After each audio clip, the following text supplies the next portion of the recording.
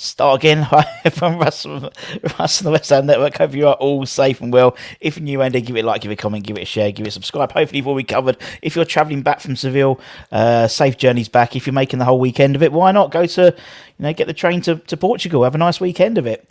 Speaking of Portugal, someone I was talking to played for Benfica for a period of time as well. We'll bring him on. He's just recovered from his hangover from Monday night. He's Mr. Scott Minto. Hi, Scott. How are you? Russ, I'm good, mate. How are you? I mean, two things. One, there's some dodgy photos there of me back in the day. Yeah.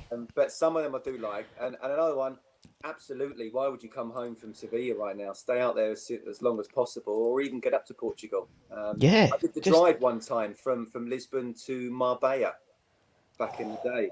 And it was definitely took the wrong turn. It took 8 hours to drive, and we were going up mountains and down mountains. And Jesus. Anyway, we got there. So it was all we good. got there, and you've recovered from the Sports Journalist Awards on Monday's night. That's recovered, right. Yeah. So I had got in at 4 in the morning. No, 3:30. Up at 6 with the kids. I thought to myself, do you know what? I'm going to be absolutely knackered. I didn't want to let you down like an hour before. But I actually felt okay all day. I was really surprised.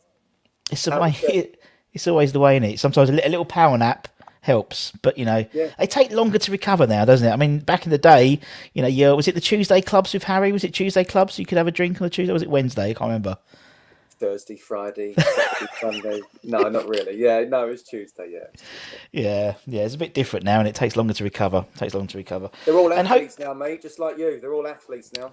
Highly tuned. Well, you say that. I'm going to be walking 17 miles next week somehow. We're doing for the Iron Spring Food Banks. We're doing a walk from Wembley to London Stadium to the bowling. The three statues of Bobby. So there we go. So that'll be fun. A few hostelries, maybe stops on the way. Let's be honest. I mean, it ends up at the bowling. So there we go. It's sort of telling you what's going to happen anyway next Saturday. Alan Kirby was telling me the bowling looks great now. There's been a big refurb. Yeah, big refurb. Yeah, so looking forward to seeing that. I haven't seen it since. I haven't been back since. I'll be honest, I have not been back since. So it'd be nice to see. It'd be nice because obviously it's all redeveloped. So the old girl's not there anymore, but nice to see the bowling and stuff. And she said, I think they put about £1 million into that bowling. I think something ridiculous like that. That's what Curbs told me. Yeah. Oh yeah. He was that thing the other day. Yeah, I know what he was doing the other day. Yes, no, very very good. And obviously yesterday, Europa League. Obviously, we were just saying before we started, it's it's only half time. A bit disappointing, but as you said, it was a game of two halves yesterday, literally, wasn't it? It was, yeah. I just said to you, I watched the first half yesterday and the second half this morning, and they were two different halves. In the first half, I thought to myself, do you know what? This could be one of those ties where one goal over the two games wins it. I obviously hope that's not the case now, but they really stepped it up second half, didn't they? I mean, we had plenty of chances to score. But I thought they were very good in the second half, and we don't want to say got away with 1-0, but we'll take that. Yeah, I think towards the end, especially when he took off Lanzini to bring on Noble, it was almost like the protector. Going in, finishing the game 1-0 is better because he said, back to London Stadium, I'll crank up the music. We'll make sure we've got loads of fire there, extra fire. It's going to be jumping at the place on Thursday, so that's going to be a goal. Deserves a goal anyway itself. So and it's obviously new. I think it was 10,000 West Ham fans when that. I mean, remember the great days at the Mets in the obviously the Intertoto Cup and stuff like that. They love a. We finished 5th and still had to qualify for the UEFA Cup. I know. Ridiculous. It's crazy, isn't it? Crazy. Absolutely ridiculous. And also when you was at Benfica, it was Champions League, wasn't it? When you played at Benfica. Yeah. Played Champions League, had that music. So it was fantastic, really, and I think I'm right in saying that back then we only had the winners of each group going through to the quarters. So if it had been now, we'd have gone through to the round of 16 because we finished second, which would have been great, but probably would have meant I wouldn't have signed for West Ham because I signed in the January with us out of the Champions League. Everything happens for a reason. Can't leave Benfica, when you're still in the Champions League. So. Yeah, no, absolutely. Everything for a reason. And is there, obviously, for us particularly, for West Ham fans, sort of the group, obviously, we did the group stages, now it's sort of the knockout proper. And obviously, the last time we were in Europe was with you guys, really, Mm. in terms of winning the Intertoto and going into the early stages of the UEFA Cup. What's the main difference? Because everyone talks about the difference between European football and English football. Obviously, you played at Benfica as well. What are the main differences in terms from a player's perspective?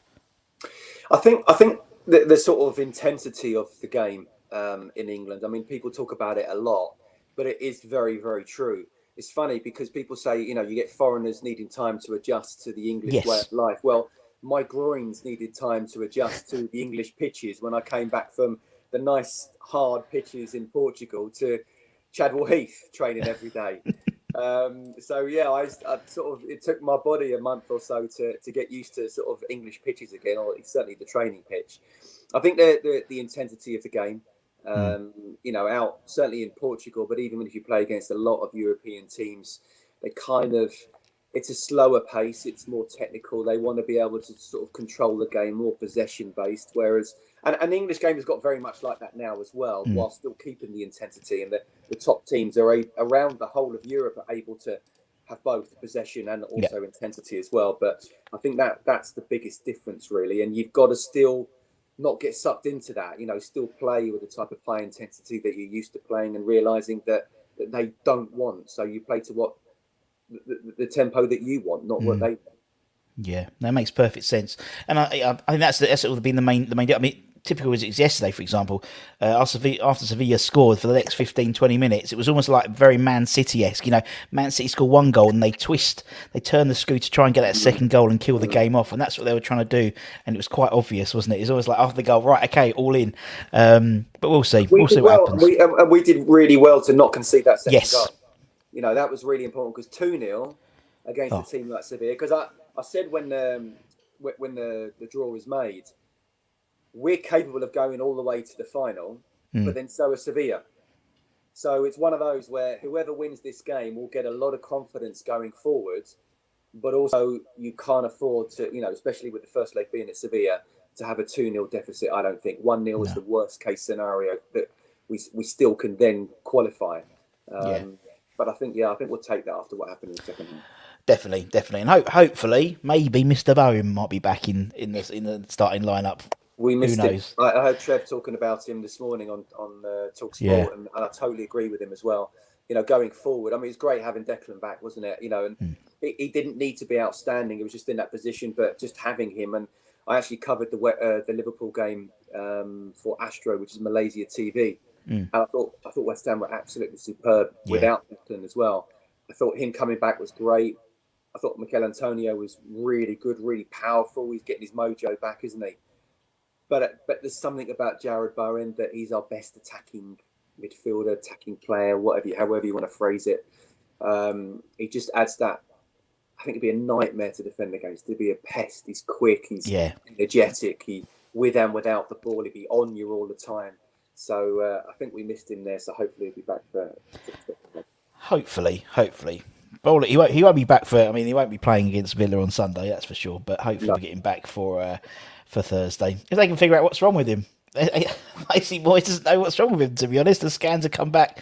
It sounds like it's an impact injury, so it's like it's not coming out on the. There's nothing coming up on the scans, but he's still in pain, which is not a good sign with things like that. No, but hopefully then that's almost like a bruising type thing that is really, really sore, and just needs a couple of days to rest on.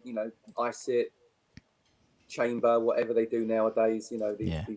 These top class athletes, and then hopefully, he'll be back because I think it's one of those where, as much as I'd love to see West Ham get that fourth position, realistically, I can't see it. No. So this is a great way to, one, win a trophy, and also two, qualify for the Champions League that way. Exactly. I totally agree with what you're saying, and obviously, I mean, to be honest, I mean, your time at West Ham, that period was probably our most consistent in terms of the top flight. Obviously, we finished in consecutive seasons. We finished fifth and ninth, which was, the first time ever I think we finished consistently in the top 10 in the top division. And this team now seems in that trajectory. Do you know what I mean? It's regularly finishing in the top 10, regularly finishing in the top 8, and hopefully the sign of a new era. So it's exciting times. I'm really excited about the team.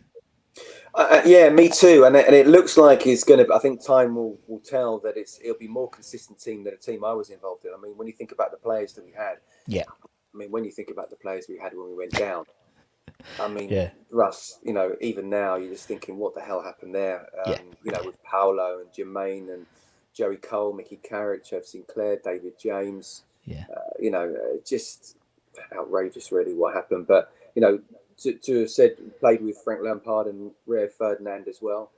yeah. Been some top class players there at West Ham, Top class but players. we hadn't been able to get that consistency, and that's where I think the Moisaya has done so well. Yeah. He's getting them to play as a team, and he's getting them difficult to beat. I think that's something that West Ham over decades really probably hasn't had that consistency of. If you're not playing well, make sure you don't lose. Find a way to win, or definitely don't lose, and they're doing that now. Yeah, definitely. I totally agree.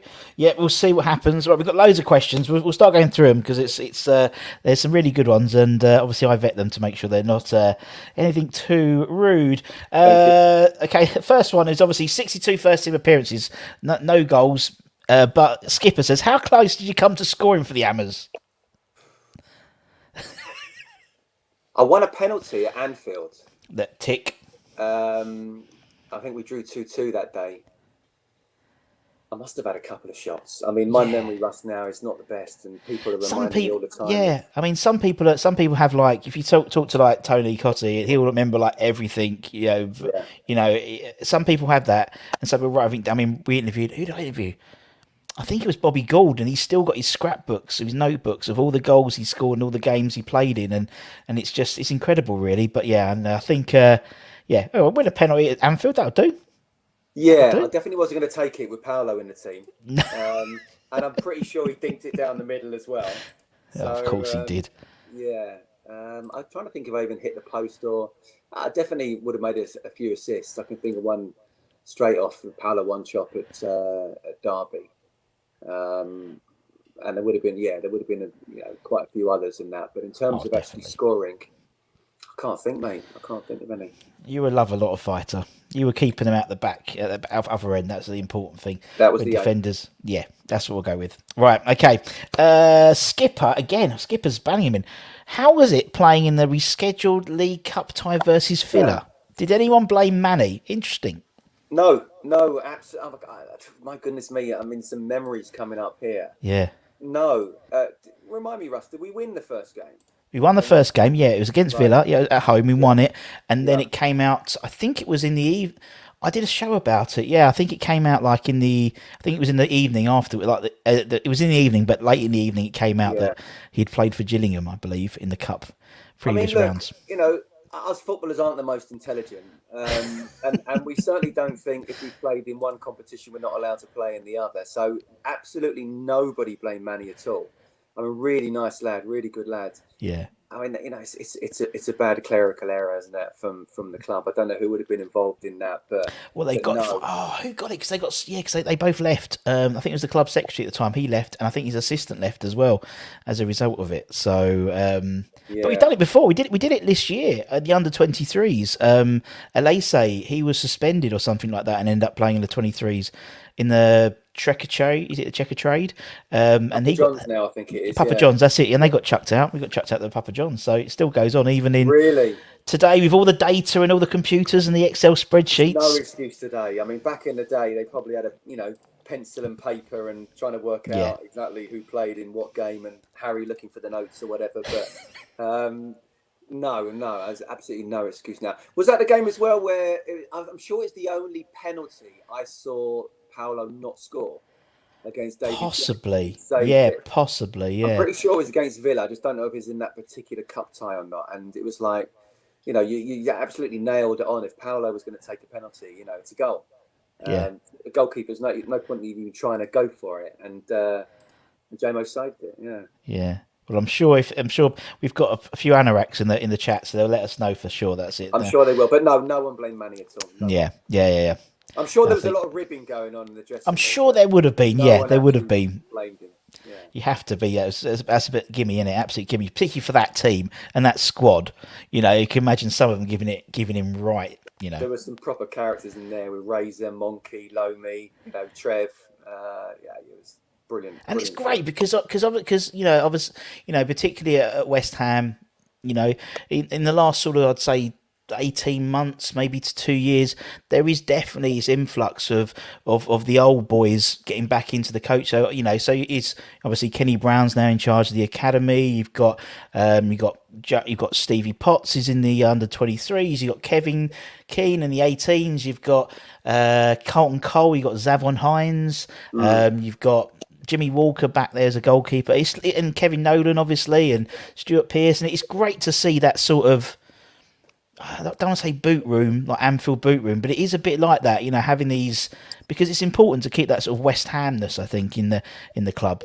Absolutely. I don't think it should be a job for the boys, Yeah, but I think if the guys are good enough, then why wouldn't you have one good football people, and yeah, preferably if they can be West Ham people, or at least put on a West Ham shirt, for a couple of years, then they understand exactly what it's like to play for West Ham. So I think I think Lomi would like to get back into coaching as well. So I'd love to see him back at the club in some capacity. But yeah. There's lots, and obviously Monks is still one of the ambassadors, so you see him, he's still there every ledge, every what a game. ledge. Bless, oh, what a ledge! I saw him I saw him at a game. I did. What was it? I did again. I did it for Malaysia TV. It was I tell you what it was, because you West texted me Ham about it Chelsea. West Ham afterwards. Yeah, it was Chelsea. a Chelsea game, wasn't it? Yeah, Yeah, it was. Yeah, it was. And I saw him, and I said this to him at the time, and I genuinely mean it. It took me 3 months to realise what was his best foot. yeah. He was that good, two-footed. And he loved the two-footer as well. But on the ball, he was just absolutely superb, and one of the funniest people I've ever met in my life as well. Just a fantastic guy. Great player. He's hilarious, absolutely hilarious, man. Right, let's get through because I've got so many questions. I don't want to take up too much. Right, next one is from a guy, but it's for a lady called Happy Hammerette, who was gutted that she couldn't. She's working double shift at the pub tonight, so she's gutted. But best goalkeeper you played with at West Ham. You played with some good ones at your time at West Ham. Yeah, I did. Was it Stevie Bywater's debut, the Bradford game? The Bradford game, yeah, 5-4. That Yeah, 5-4, and it was so funny because that game, and was that the game where Paolo and Frank had a fight over the penalty as well? yeah, That game just had everything, didn't it? It was just a crazy, crazy game. And so Xhaka gets off, he gets injured after 20 minutes. Stevie comes on, and he's a kid not quite ready for first team action. Yeah. But a lovely, lovely kid. So we're all like, let's make sure we look after him. Don't back past him unless we really have to. And if we do, make sure we put it in the right place, away from goal, etc. And he made a couple of good saves. And then I remember I can't remember what the scoreline was. And it used to be in the corner of Upton Park in the screens. They'd replay the goals. Yeah. So they're kicking off Bradford as we're showing the goal that we've just scored, and Stevie's like that, and you have to have a look at it, and they've shot from the halfway line, and I'm pretty sure if it had been on target he wouldn't have got there. It's scrambling away and it just went wide. Stevie was a great lad, but I can't say him. I mean, obviously for me it's between Xhaka and J-Mo. Yeah, I think we probably have to give it to J-Mo just because of the career he had and who he played for, and the fact he played for England and played in the World Cup. But Xhaka was an absolute dude. I mean, what a guy! Yeah, really pleased to see. I think he's still doing really well in the media over in the States. Yeah, East and Coast. Just one of the most laid back people you're ever likely to meet. I mean, really so cool. Top guy, and really good. Not brilliant with his feet, and obviously the game's changed now for goalkeepers. And J-Mo wasn't brilliant with his feet in terms of receiving the ball under pressure and passing it out like they're doing it now. Although again, if you're coached from a certain age, they would have learned it. But what I would say about J-Mo is in terms of striking the ball, he's one of the best strikers I ever saw in my career. He could strike a ball 40, 50 yards and it would just be like a golf shot. Not one of my golf shots, but a proper golf shot. Yeah, so I'd probably have to give it to him. Yeah. I mean, I remember when we interviewed Xhaka. I think it was 32 degrees. He was in upstate New York, I think, at the time, and his aircon. So although he's the coolest character I know, he was sweating buckets. Bless him. I bet he was. Yeah, I bet he still looked cool though. even Oh, though he still looked cool, and he even the was fact that he had a West Ham top on, but he had a big Newcastle badge behind him. He just got away with it. He's just shacking his lot. he was perspiring. He wasn't sweating. He Nice. wasn't, yeah, just Yeah, because he's so cool. exactly. Right, which ground, Upton Park aside, one in England, one in Europe, had the best atmosphere in your career? Well, funny you should say that because I do actually say, and I am still one of the old school, and I realise we're a bit dinosaurs now that still gutted that West Ham don't play at Upton Park. Yeah, I play sometime. One week I play at Upton Park. I don't know what was it, 28, 29,000 there. The next week I play at Old Trafford, 75,000, and you couldn't compare the atmosphere. sure. It was just amazing. So Upton Park was an amazing atmosphere. I mean, the obvious ones for me, which is what I kind of say anyway, the biggest game I suppose I ever played in was the FA Cup final for Chelsea at Wembley. So that was fantastic. What other club grounds? Club grounds like, Villa Park was great. Where else? I mean, Anfield was great. Mm. Goodison as well. I think we got hammered there one time. Yeah, I think it was Might five even have 0 been in the season we finished fifth. Might Yeah, even I have been think it was sixth. I 5 don't 0 Was it know. 6-0? Yeah, 6 Five 0 or Yeah, six. yeah, And it was six towards the end 0 of the season. So we were either Yeah, winning games a lot or losing games. But, we finished fifth. And obviously the one away from home was the Stadio de Luz, the Stadium of Life, Benfica. of I remember course. when I went to Benfica and we had one pre-season game and it was called the presentation game. And we played Lazio and there were 80,000 people who turned up. Wow, And there was like pre-season. red carpet. They were introducing each player individually, red carpet, dim lights come up. I'm thinking, Oh, bloody hell, what's this? This is Hollywood. And regularly 60,000 crowds and 80,000 in the big games as well. Yeah, that was good. crazy. That was And amazing. that's almost like sort of NBA type entrances, isn't it? Really, Yeah, when yeah, they yeah. do the brilliant, Absolutely. amazing, amazing. Okay. Let's have a look. So I'm trying to go for some of these questions. Who is the player from your era you wish you'd played with or against but never did? Was there anyone you wished you'd played with or played against but never did? Well, do you know what? So Cristiano Ronaldo signed for Man U the season I left West Yeah. Ham. So, I would have had nightmares the night before thinking that I was going to come up against him, but I'd love to be able to say now I was on the same pitch as Ronaldo. Yeah.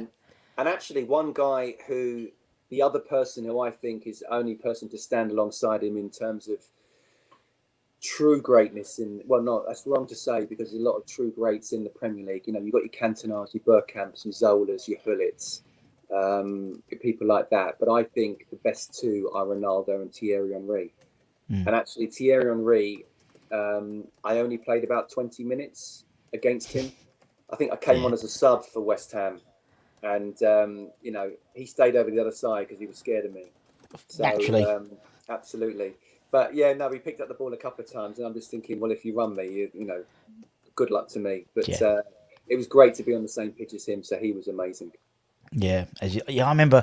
I remember watching him like when he was in his pomp, and seeing him at Upton Park, and he was like, I mean, the best players don't run; they literally glide, and Yeah, he was glide, and I've never seen a player do that since. yeah, Just glide, such an elegant play, such an yeah. elegant player. Right, okay, let's go down here a little bit. What about Chelsea? What's going on at Chelsea? What do you feel about everything that's going on at the moment at Chelsea, Scott? How long you got, mate? How long you got? Yeah, Um, Look, what's happening in Ukraine and the fact that Roman Abramovich is, associated with Putin. It's mm. absolutely right to basically ban him from anything to do with Yeah, Chelsea and anything to do with here in England. The mm. one thing I would say, I just did an interview with Talk Radio and I'm doing Talk Sport tomorrow, so we'll touch on it as well. The government have come out and said that they want to punish him. Yeah, They don't want. It's not about punishing Chelsea. mm. I think one thing I've got to say in terms of owners that we call them owners, but they're not. The real owners are the fans, Mm. and the fans own the club, and they have done for 100 years, and they will do for another 100 years as well. they're just custodians of the club, and Yes. hopefully they bring that particular club good times. And I don't think anyone can argue that in terms of where Chelsea have been over the last 20 years, it's been amazing. They've won every single Mm. trophy, but Yeah, yeah. now with what's happened, he cannot receive another penny or ruble or whatever, Mm. and I don't think he's going to. He doesn't need the money, so I don't think legally he's going to fight to receive any kind of money at all.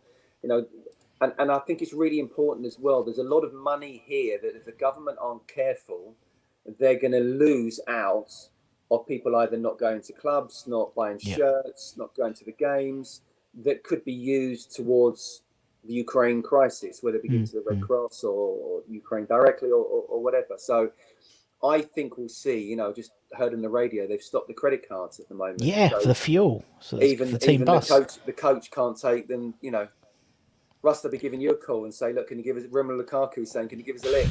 Would you do that? Well, I've got a Mini Cooper, so I don't know. He'd have to put the seats back. It'd Definitely be wouldn't like be able to get him Hightower in. in Police Academy, wouldn't it? Remember that? If only I had a convertible. If only I had a Yeah. convertible. But yeah, But yeah. No, no, it's ridiculous, isn't it? It's ridiculous, really. the bottom line is, I think everybody's going to see sense. I think the government wanted to make a statement, and they Mm. certainly made that statement. Now I think they realise they've got to backtrack a little bit in terms of allowing Chelsea to compete, to run as a proper football club, because it's not Chelsea Football Club. It's not the fans. It's not the No. people who work for the club who need that money to pay for their bills and the mortgages. It's one person they're trying to punish. And I think they're going to do that by making sure that he doesn't have anything to do with Chelsea ever again. Yeah, no, I agree. Yeah, there's been sort of a few things recently in the last sort of 3 or 4 years which have just changed the world on its head in the last. So COVID changed the world on its head in the space of 2 weeks, and the whole thing in the Ukraine has changed the world in a matter of days, isn't it? Really, it's crazy, absolutely ridiculous. Absolutely, mate. And it's really important, without getting too political or philosophical, that we actually look at what happened with COVID, and we Yeah, look at what's happened here, and we make sure we put measures in place yep, for prevention for next time. So, with COVID, we don't panic. We know what we need to do. We've learned from what we've done. Again, I'll stop there on COVID because I do have my own ideas on it. And I think there's a lot of people who are about to die because of what's happened, cancers, yeah, heart disease, strokes, etc., suicide. So I think it's really important we learn from what's happening rather than just going from one crisis to the next without actually thinking, well, how are we going to deal with this thing if it comes up again next time? yeah. No, you're totally right. On a lighter note, do you Yeah, remember playing Leeds at home and we had Shaka, Lomas, and Wrighty sent off? We lost 5-1. I do remember that as well. And do you know what the thing I remember about that, apart from Righty kicking the referee's door down, and it happened to be replaced, and I think he had to pay for it out of his own Yeah. pocket. I was getting clapped off Oh, because we gave it absolutely everything. Yeah, yeah. the players who were left on the pitch, it wasn't a 5-1 game, even with the No. players we had sent off. It was almost like they were just clinical in that time. I don't know what the stats were, but it felt like they probably had 7 attempts and 5 Yeah. went in. And also when you're playing with 8 men, I mean, one more sent off and the game would have had to been cancelled. So it was, it was an amazing game. But again, that was typical West Ham fans. They could be on you if you weren't at it. But Yeah. if they saw you giving it absolutely everything, Yes. they'd cheer you off. And that's Yeah. why I remember. I remember us being applauded off and thinking they've seen us. We've got nothing left, and it is what it is. Yeah, it's just one of those things, isn't it? When you go back and looking at it, it's just such a crazy, just crazy, crazy. But you're right, and that was in between. That game was literally the game. The game after that was the 6-0 drubbing away to Everton, and then Was we it won 4. Then we won 4-0 the last game of the season at home to Middlesbrough? Middlesbrough. Yeah. God, you got your money's worth there, didn't you? Jeez, 16 goals in 3 games. Have to say, under Harry, it was fun. Yeah, It was, yeah. for a fan, it must have been enjoyable. Yeah, absolutely crazy. Right, What did you? Okay, so obviously the following season, actually, we started off pre-season the 17th of July or something like that. We Yeah, played yeah. FC Jokerit. Um, that must have been a bit of a rude awakening, wasn't it? You didn't have much of a break, No, really. no, and normally as a player, you kind of you get the letter, Hmm. probably emails now or just a text or something. But back in those days, you get a letter to when the pre-season is, and you just as long as it said July, you didn't mind if it was the 1st of July, even if it's the 30th of June. There was something psychological. It was like, oh, we've got to go back in June. I think we had to go back a week earlier, and it was sometime in June. But it may have been the second pre-season game he Yeah, played. And to be fair to Harry, and he was absolutely right, he didn't sort of say, we need to be in 3 weeks before, have played 3 or 4 games, and then start this competition. This has to be part of our pre-season. yeah, And I remember one of the games, because you're not used to sort of, obviously you give it your all in every game, whether it's a pre-season game or whatever. But such a competitive game straight away, and we thought we're in Europe. We've got to try and get as far as we can. Certainly win yeah. this Intertoto competition. I remember my feet. I must have had about 8 blisters on my feet, and John Cross, the physio, sort of spending ages sort of taping them all up. And if it had just been a normal pre-season game, I'd have said, "Look, just let my feet relax, will you? For a couple of days." But Yeah. you want to play in it, so it was strange. And but no, I think the fact we finished fifth. I just said to you earlier that finish fifth and you get into an Intertoto and you got to still qualify for Yeah, it's crazy, but it was what it was then. So you yeah, just dealt with it and realised that you're back in, and you want to try and get as far as you can in Europe, or certainly win the Intertoto, which you did. So yeah, no, it's fine. brilliant. Love it, love it. Growing up, which pro footballer did you aspire to emulate? Oof, well, so there's a long answer here. I was born on the Wirral. Yep. So my family is still big Liverpool fans. I was a Liverpool fan growing up. I stopped being a Liverpool fan almost the moment I kind of signed apprentice forms for Charlton. It wasn't anything intentional. It was just, this is my This is club my life. now, and Yep. yeah. So the person who my hero was Kenny Dalglish, Yeah. King Kenny. Absolute ledge, and the best player in English football at that time. And fortunately, as a Liverpool fan, Liverpool hardly ever lost. So go in on the Monday morning, even though I was down south, I was technically a northerner, moved down when I was 3. I could get away with it, so it wasn't a Yeah. problem. But who I aspired to be, I actually really liked Kevin Ratcliffe Yep. for Everton. So Mm. again, I shouldn't really have liked an Everton player, but he was left-footed, he was quick, centre half, yes, but he was part of a very successful Everton side in those sort of Mm. mid to late 80s as well. So, he was probably someone I really kind of, when I was playing with my mates in the park, if I was just trying to be someone at the back, I was Kevin Ratcliffe. Brilliant. I love it. I love it. Question: is it my memory, or did Scott score versus West Ham as a Charlton player? Did you? Now As a Kent's usually Charlton quite player, good on it, so if Kent's wrong, we can all clip this because Kent's wrong. I don't know if he did, but there we go. I'm not sure. I don't remember playing West Ham when I was a Charlton player. I Well, you remember played enough playing games for him, Charlton didn't when you? I was a West Ham player, and I set up a goal for Kits when he scored a hat trick in the 4-4 game. So I remember that one. But Ah, and we'll have a and look at that. Curb still, because he loves the cameo as well, Alan Kirbishley. He still, Yeah, because I do stuff with Charlton TV now, yeah, and so does he. And he still talk, or when we talk about that goal, he was like, "Oh, Paolo's pass," and I'm like, "No, have another look at it. My pass was much better than Paolo's, but because it was Paolo, you know, um, I don't remember brilliant. scoring against. I don't remember playing against West Ham. That's not to say that I didn't, but again, that might just be my It was memory. a But I long do time remember ago. helping Kit score a goal for West Yeah, Ham against that'll Charlton. do. That'll do. That'll do. There's another one. There we go. Right, a few more. What's this? Let's just go through this. I'm trying to get some. I'll get some silly ones at the end. No worries, Jack. Um, yeah. As an FA Cup winner, has the competition lost some of its allure? Mm, And if so, what can be done to recapture it? absolutely, it has, and I'm a big sort of FA Cup fan, and actually, first and foremost, not because I won it, but actually because I grew up in the 70s and 80s, realizing, or just appreciating how big that day was. Do you remember the sort of, Mm. blankety blank in the The whole morning, day, or yeah. yeah, and it's a knockout and stuff like that. And obviously, the best team won the league, but the FA Cup was just the day of the season, and it was absolutely amazing. I think even by the sort of late 90s, it was still massive. Maybe just because I was a kid in the 70s and 80s, it felt more massive to me. But now, definitely, it has. Of that, there's no doubt. And the way that I would actually give it more sort of oomph would be to say that the team that finishes fourth loses its place in the Champions League, and the team that wins the FA Cup gets it.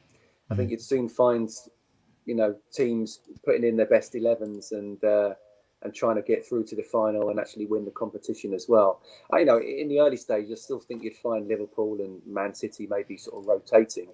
Yeah. But I think you'd find those middle Premier League teams really going for it, and maybe even some Championship teams as well. Yeah, definitely. No, I totally agree. I think it's a great shout. As you said, it just needs something a little. Yeah, it's sort of the gloss. I think maybe because there's so much football as well. Is because whereas the FA Cup was like there wasn't so much football on TV, was there? So literally that one day it was like everyone could watch it, and everyone would. But it's a finance thing now, Russ. Yeah. It's you get so much more money just being in the Premier League, so much more money finishing in the top four with the Champions League. You attract the top players by being in the Champions League, whereas FA Cup, I don't know what the prize is, but it's a few million. I wouldn't guess it would be anywhere near what it is for qualifying for the Champions League. So give that the oomph there, and I think you'd find teams going for it. Definitely right. From Phil, do you feel if you stayed with us when we got relegated, that Alan Pardew would have played you? When did he come in? Yeah, he came in a lot later, Phil. I think he didn't come in till later on, mate. We'll let that one go. Don't worry. I did. I played with Pards at Charlton. Yeah, you played with him at Charlton, did you? Yeah, and I actually saw him when he was manager at Palace. Yeah. And he said to me, Scott, do you know what? He said, if you were playing now, I'd give you 40 grand a week. He said, I've got a left back on 35 grand a week. I don't even rate. And I said, well, can you sign me now still, please? Interesting as well, though, he didn't rate this player, and yet he'd only give me 5 grand a week more than the player he did. Yeah, so how does that work out? I'd still take that, mate. I'd still take that. Oh, yeah. Well, it's just pocket change, really, isn't it? Maybe it's a different relegation there when Pards came in. Yeah. But I would have liked to have played under Pards, and he did try to sign me on loan. Actually, when I was at West Ham and was getting back from fitness, he was at Reading, and he said, I think he inquired with Glenn, would I go and play with Reading? Yeah, because when we went down, we then took a couple of seasons to get up, didn't we? So we went down, and then the first season we didn't go up. We lost to Crystal Palace, and then the second time round, Pards took over then. Yeah, because Pards took over then. Yeah, because the second time round it was a lot more business-like, and we got the job done. But the time difference might have been bigger than what we're thinking here, but I think the answer to the question is I'd like to think yes. I'd like to think that if we'd have gone down and Pards was manager, that he would have kept me on. But and I would have loved to have stayed as well, but it wasn't to be. Wasn't to be. What's the worst thing has been chucked at you at a game? Just general abuse. Abuse. There's not been a physical thing. I remember Harry getting a season ticket chucked in his face one time, and it caught him right in the face. But in terms of things, no, I've not had anything really sort of chucked at me, but plenty of verbal abuse. Yeah, exactly. Apparently, it was Selhurst Park in May. See, Kent, I told you, Kent, you scored the equaliser, Scott, apparently. There you go. So you did score against us. There we brilliant. go. See, I told you, Kent. Do you know what? Was that the last game that we played at Selhurst Park? Because I do know that I was the last child. Ken, was that? It may have been. It must be because Kent will tell us. Well, Kent, go off and let us know. He might not bother because it's Charlton, really. But no, because he will. Because he'll like it. I scored the last goal for Charlton at Selhurst Park. I just didn't realise it was against West Ham. So it must. Yeah, it probably would be because 4th of May, wouldn't it? So yeah, Ken, there we go. Brilliant. So yeah, we've got them all here. More important questions. What's your favourite mint? I told you getting stupid now. There we go. What type of mint? How many mints are there? After 8? There No, must, that's yeah, not. That's a yeah, chocolate. yeah. Love an after 8, but have a Love an one. after More 8. of a Christmas thing. I remember when I Yeah, scored my first goal, very first goal for Charlton, and the News of the World had a headline, "The Polo Kid." yeah. So not very original, but that was, yeah. But polos back in the day, Back in the after 8, day. yeah, after 8's a good shout. Back in the day. There we go. Yeah, exactly. After 8s now because they've got chocolate on them. Okay, Indian or Chinese? Okay, right. One for the end. Indian or Chinese? Chinese Lager or beer? lager. Nice. There we go. There we go. Did you have a take? Do you have a specific day for a takeaway? Is there in the Minto household? Is it No, Saturday but takeaway? we had a pizza today. I watched my little girl actually play in a football tournament. She's only 10, bless her, and she's only Brilliant. just started playing football. So we came home and we realised that neither of us had bothered to cook. So we said, let's do a pizza. So fun Friday. That's what it is, mate. Fun Friday. Martin Yeah. Allen scored the other goal for West. Scored We did. scored the equaliser. There we go. There we go. did. Two more. Then we're done. Thanks, Ken. There we go. Good old Ken. What was your? Did you have a special pre-match meal? It wasn't special, but it was more just chicken and pasta. I mean, really boring, Yeah. to be honest with you.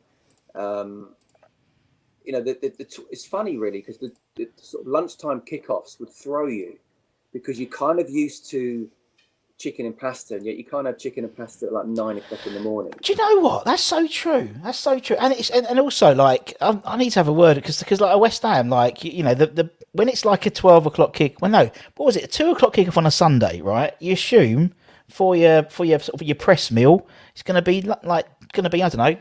All A day bacon breakfast. sandwich. Yeah, Yeah. no, it was like a roast dinner last week, and obviously No. all the players all the ambassadors who are probably of your age and younger were like, oh no, but all the Brian Deers and all like the guys in the 70s and Gailey would 60s have were been all over it. going in with getting 2 plates. Yeah, But yeah, it Gailey would must have throw been you all though, over just it. because Soup as like well.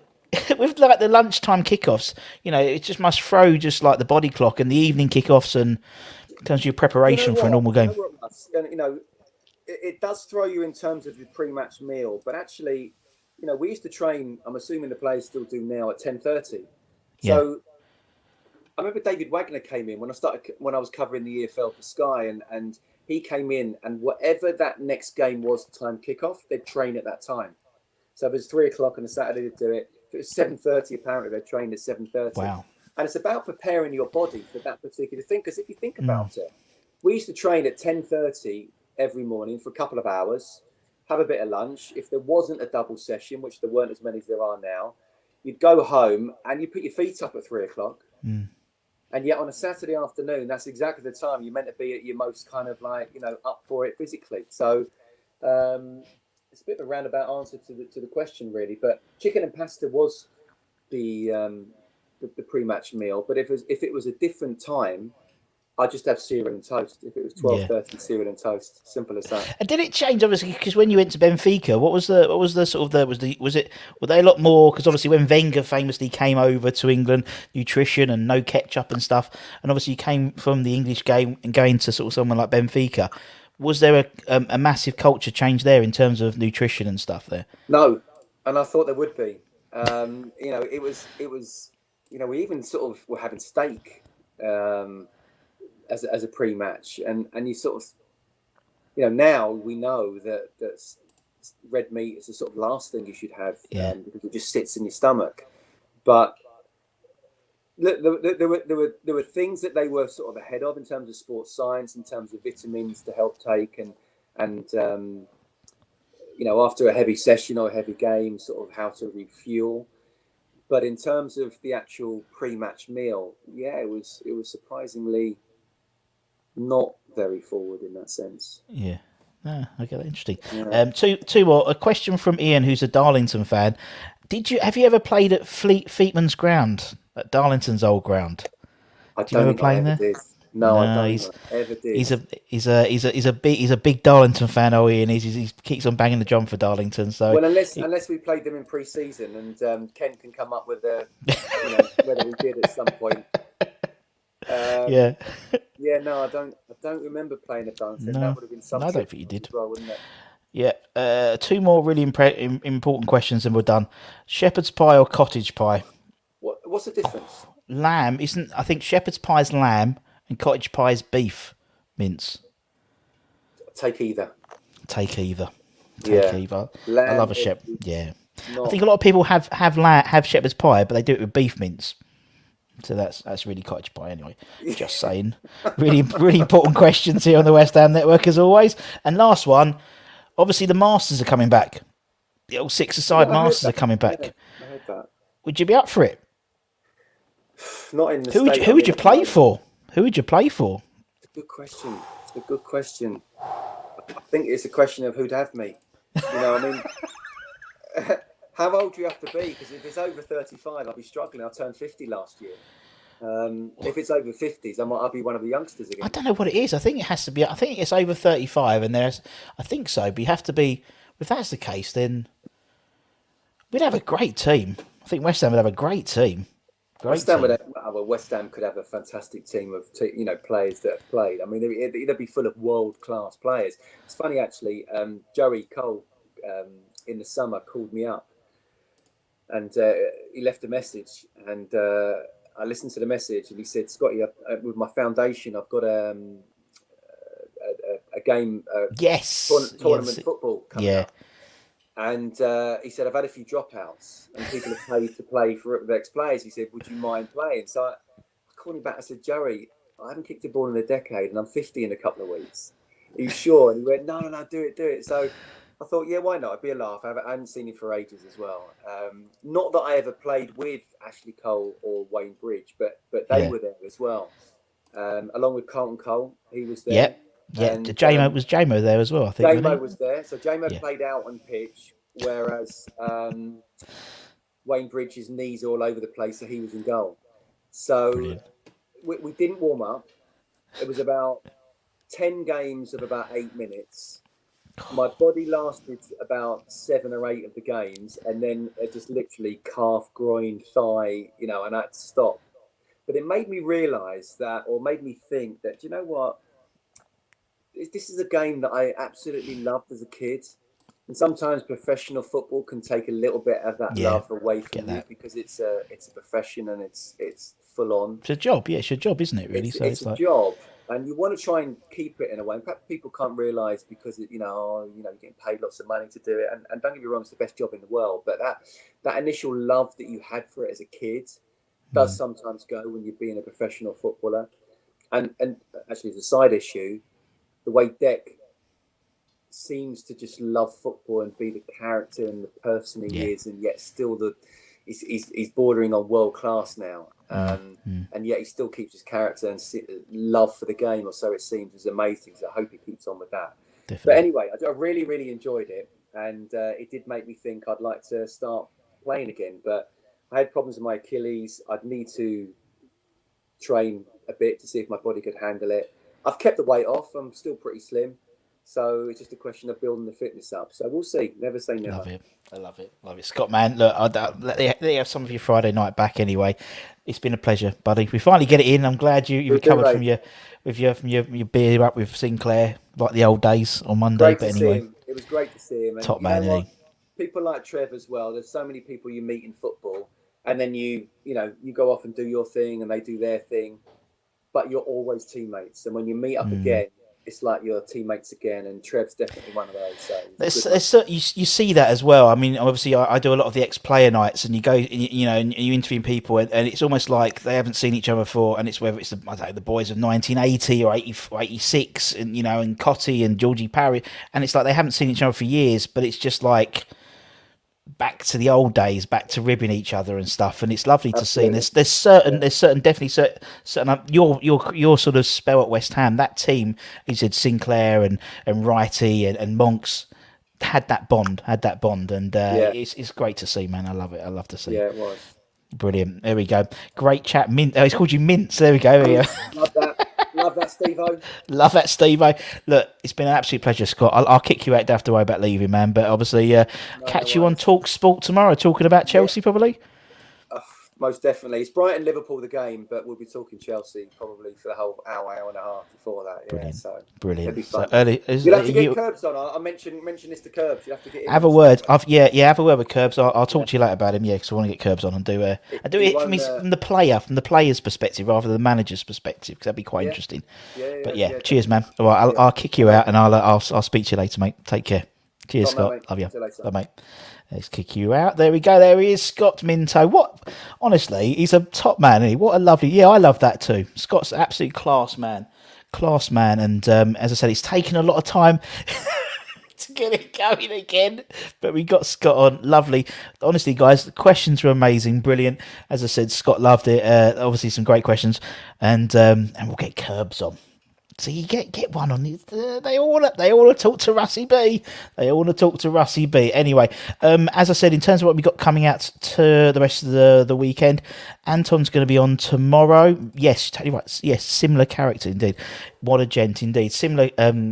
We've got the preview tomorrow of Anton. He's in the chat. That'll be on 9 o'clock-ish tomorrow, so make sure you check that out. The only way you can make sure that you don't miss anything is if you hit the subscribe button and then the bell notification, because it'll be notified of anything we come up. Then we've got the Villa game. They may well be an early morning live show on Sunday if I get to the ground early enough. So if you're up and up at them early morning on Sunday, feel free to join me. Won't be a long one. Just be a little chat, little getting ready for the game, that type of thing. Exciting, all that type of stuff. You wonder, as I said, give it a like, give it a comment, give it a share, give it a subscribe. Maybe even consider becoming a member. We've got loads of lovely members in here.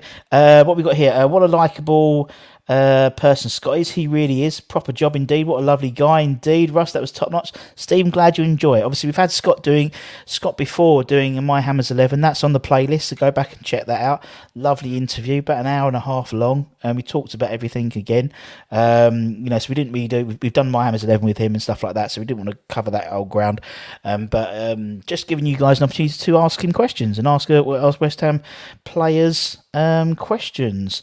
It's me, Lenny. How are you? I'm very well. How are you? You must get. Yeah, we'll get Trev on.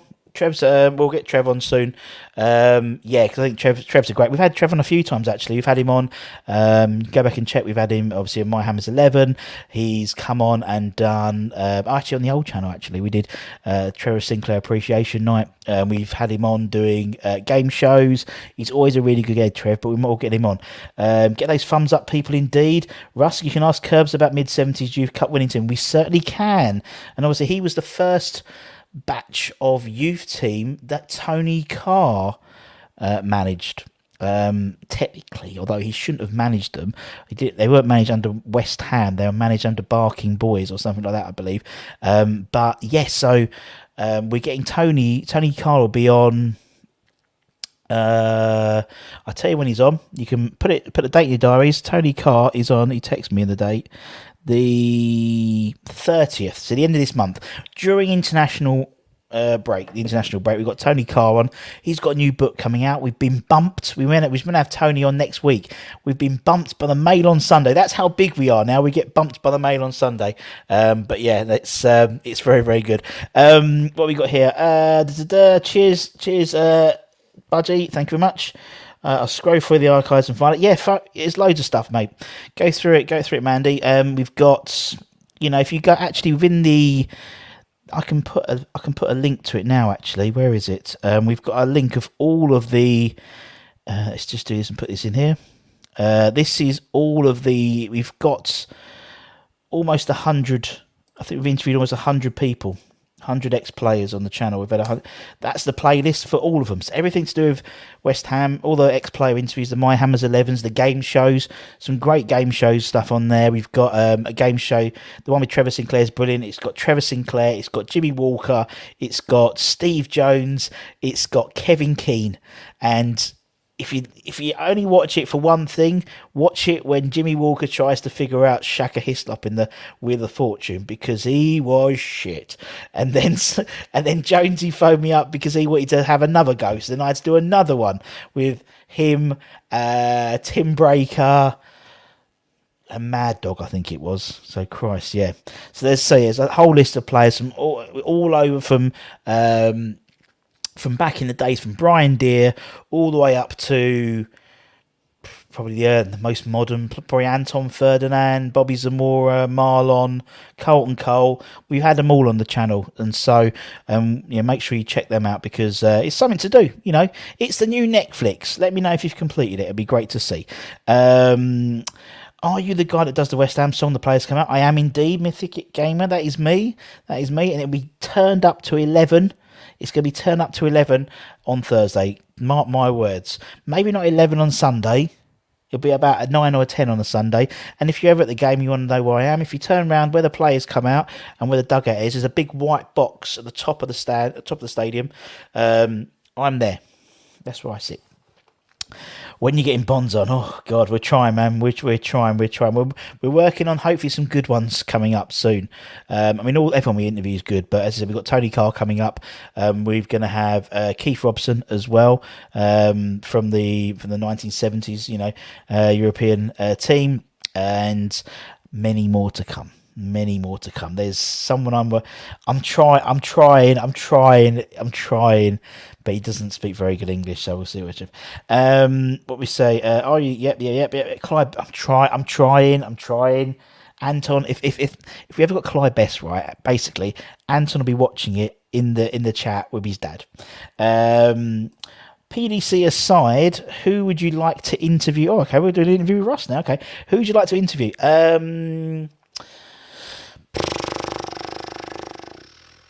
Who would I like to interview? Well, there's one I'm trying to get, of the ones I want to interview, I'm trying to get them. So yes, and it may be not, and some, obviously what one of the things we do with the network now is we do it live. So unless I have to, literally physically they can't do the times, we'll do it recorded, but we try and do it live, so you guys have got an opportunity to ask people who have worn the claret and blue shirt, basically lived our boyhood and girlhood dreams, an opportunity to ask questions. So there's one guy who I've been trying to get from the start of me doing this, and we'll get it. I'll eventually get him. I saw him in the lift the other day, and did say that I was talking to his agent person. Oh, great! I don't think he knew who I was, but it doesn't matter. Can you play the West Ham song right now? No, because we'd be demonetised. Would love to, yeah, would love to, can you? We'd love to, can you? Time to play the game, indeed. Just shows how big the channel is when you get TalkSport pundits to come on. But we've had loads. We have lots of ex-players do the pundit stuff, but when you get bumped by the Mail on Sunday, that's when you know. We've been bumped by Sky Sports, so Governor and stuff like that. He bumped us because he had to do stuff on Sky Sports, and yeah, all that sort of stuff. And then also we've got some good celebrity fans coming up soon next month as well, so it'll be good stuff. Would love Trevor Brook. We've had Devonshire. We've had Alan on the channel.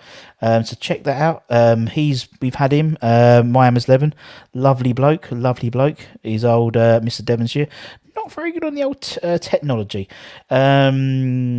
Scott Parker. Yeah, I'd like Scott Parker. It'd be interesting. Yeah. It would be interesting to interview him. Right, Jeff Pike. We've had Jeff Pike on. Jeff Pike's been on. Check out the playlist. He'll be on that. Pop Robertson, so many people's heroes, including a lot of the players as well, Ken. Tony Cotty name checked him. We interviewed him, and so did David Cross. So Pop, we're hoping to get on. Have we still got? It's the rest of the gang are still here. Don't worry about that, Kimbo. Anton was on early this morning, and Matt will probably be joining him tomorrow for the preview. Benny Bonds, Ludo. Yeah, he doesn't speak very good English. That's what he tells me. Do you know a guy called Lee? I don't know, to be perfectly honest, mate. Frank Lampard Senior. I'm working on that one as well. Governor B is on Soccer AM. Sat tomorrow. Yes, Governor B. He is a wonderful man. Which former player do you think another West Ham would find easiest to reach? Said from a other West Ham fan YouTube channel. Do you know what? Do you know what? For me, everyone is so everyone is so like approachable. You just got to pick the right people. I'd say Ian Bishop if he's up for it that day. He's usually a good one to talk to. And just the usual gang: Frank McAvenny, Crossy. They all like it. So there we go. DeCania would be awesome. He would be. We'll see what happens. I'm a bit of a celebrity in my house. I'd be willing to come on. Kimbo, you're on, son. Mark Wright was at the game. He is big West Ham fan. He's all righty. Yep, would like to.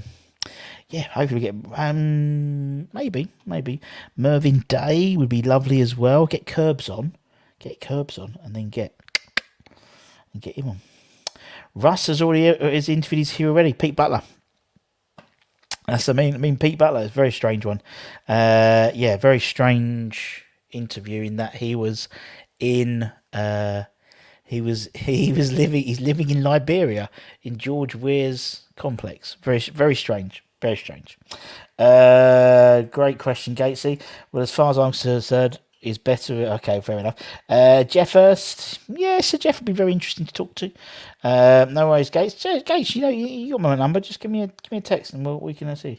Alvin, maybe. Yeah, Bish was at the game, class man. Yeah, he texted me to say, "Oh, hello, hi." What did he say? Because he was like, because we were trying to get him to come.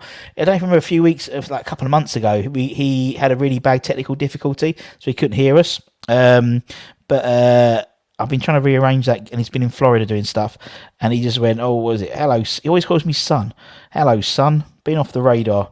Out with West Ham in Spain. Obviously, Cotti was out there as well, which was great. But yeah, Bish was brilliant, wasn't he? There's loads of stuff in on Instagram. Absolutely brilliant. Bish was out. He was indeed not that Butler, Pete Butler. We haven't had Danny on. No, we haven't had Danny on. Trying to get his contacts with a lot of these people. They'll have to come on, but yeah. Right, okie dokie peeps. Why is my computer? There we go. Yes, you did. Was it? Yes, you did. A quiz which I won. There we go. Very good. Very good. Right, so as I said, tomorrow night we got Anton doing the preview of the Villa game with Matt, and then plenty of content on Sunday, and then we start all again next week. All ready for the second leg, particularly. So yes, we haven't had Ashton on. He actually watches. It's such a wanky story, but I was just gonna name drop. Let me just do it. So I was chatting to Julian Dix and a few other people, and Dean Ashton was there, and I turned around to Dean and went, "Do you know this is?" It sounds so wanky, but I don't mean it to. I have to pinch myself when I say these things. I said, "Dino, do you realise you're the only person on this table?" There was like Waldy, Kenny Brown. I said, "You're the only person on this table I haven't interviewed for My Hammers 11." Oh, I love that show. I watched that quite a bit. Oh, do you? Do you want to come on? I'm not allowed to. Anyway, apparently so. When Bish couldn't get on that is. Oh yeah, sorry, yeah, you're right. So I did the quizzes, so you always got something in the backup plan. Danny Dyer, indeed. No Matt tomorrow, maybe a special guest. Ooh, exclusive. No Matt tomorrow, but there's a special guest. Ooh, just waiting for finer details. And he hasn't even told me who it is. And I'm the other person on the channel. He doesn't even tell me who it is. Unbelievable. Andy Carroll just scored for West Brom. That's good to see. Anyway, peeps, thanks very much for all your input today. It was great to see. I'm going to text Scott and try and get Alan Kirbyshire to come on the channel now. That's my Friday night sorted. And as I said, if you Andy, give it a like, give it a comment, give it a share, give it a subscribe. Anton with special guest, possibly. We'll be joining him for the preview of the Aston Villa game tomorrow. So take care, everyone. Stay safe. Wash those hands. Get those jab appointments. Come on, you irons. We can still do this Seville lot, and they've still got plenty of people out for next week. That's for sure. And we'd like to thank all of our lovely channel sponsors, channel members rather, at the end of each of my shows. So take care. Farewell, my friends. See ya.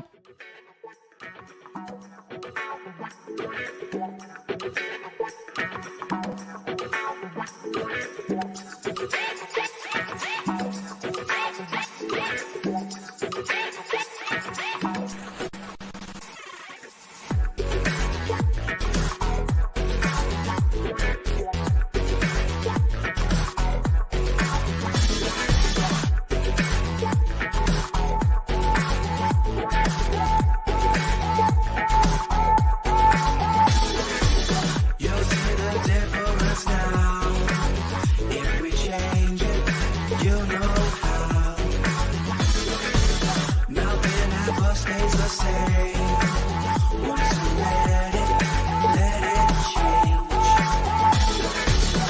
It's like a family tree.